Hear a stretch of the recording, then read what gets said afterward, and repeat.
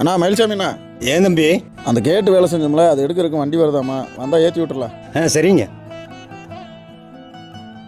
அப்பா, பாப்பா எப்படிப்பா இருக்க? நான் நல்லா இருக்கேப்பா. நீ எப்போ இப்படி இருக்க? நான் நல்லா இருக்கேன். பேத்தி மருமகள் எப்படி இருக்காங்க? எல்லாம் நல்லா இருக்காங்கப்பா.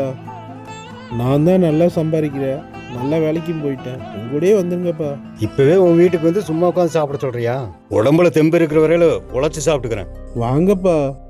நீ போட முதல்ல போய் உன் குடும்பத்தை பாரு. அண்ணா, அதான் பையன் கூப்பிட்றான்ல, போக வேண்டியதானே? தம்பி, என் பையன் நல்ல வேலைக்கு தான் போறான், நல்லா சம்பாதிக்கிறான், இல்லைன்னு சொல்லல. இப்ப இருக்கிற காலத்துல அவனோட குழந்தைகளை படிக்க வைக்கிறதுக்கு வீட்டு செலவுக்குமே எவ்வளவு கஷ்டப்படுறான். இப்போ போய் நான் அவனுக்கு பாரமா இருக்க விரும்பல. நான் உழைச்சு ஒரு 10 ரூபாய்க்கு பிஸ்கட் பாக்கெட் வாங்கிட்டு போனாலும் என் பேரம்பேத்தியில கொடுத்துட்டு நான் சந்தோஷப்படுவேன். பார்த்தியா, அந்த சந்தோஷமா இது இருக்காது சாமி.